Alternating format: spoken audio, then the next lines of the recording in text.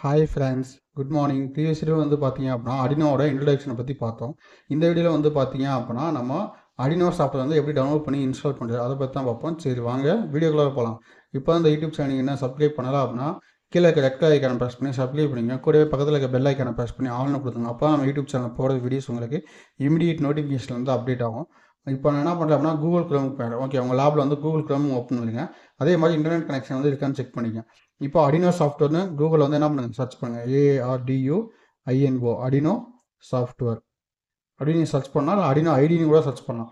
அப்போ அடினோ ஐடின்னு சொல்லிட்டு என்ன அது உங்களுக்கு வந்து ஃபஸ்ட்டாக ஆகுது. அதை வந்து நீங்கள் கிளிக் பண்ணுங்கள். அடினோ ஐடி கிளிக் பண்ணி அப்படின்னா டேரெக்டாக உங்களுக்கு டவுன்லோட் பண்ணுற லிங்க்குக்கே போயிடும்.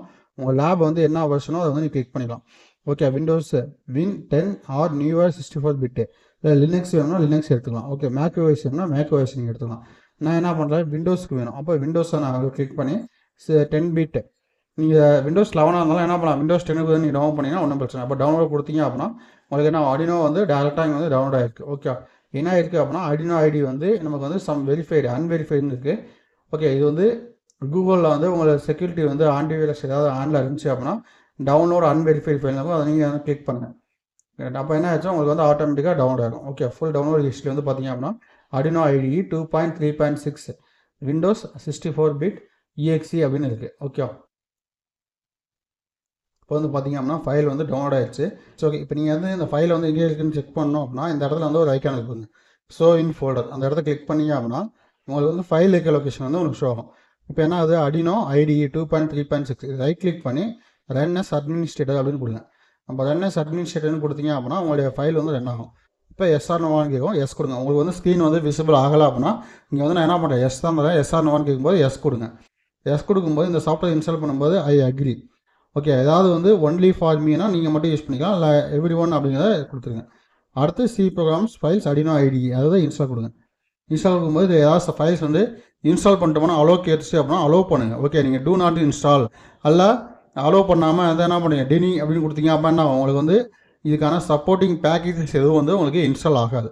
ஓகே, அதுக்காக தான் சொல்கிறேன். இதுக்கான சப்போர்ட்டிங் பேக்கேஜஸ் உங்களுக்கு வேணும் அப்படின்னா நீங்கள் வந்து என்ன பண்ணணும், இதை வந்து இன்ஸ்டால் பண்ணணும். ஓகே, இது வந்து கேட்கும்போது எல்லா சாஃப்ட்வேருமே வந்து நீங்கள் இன்ஸ்டால் அப்படின்னு கொடுங்க. ஓகே, வேறெல்லாம் எதுவுமே கிடையாது. இப்போ வந்து அடினோ ஐடி செட்டப் அப்படின்னு சொல்லிட்டு அது என்ன அது ப்ராசஸ் ஆகுது. ஓகே, இந்த சாஃப்ட்வேர் வந்து நீங்கள் இன்ஸ்டால் பண்ணுறது வந்து பெரிய இஷ்யூலாம் கிடையாது. இது வந்து மேனுவல் இன்ஸ்டாலேஷன்.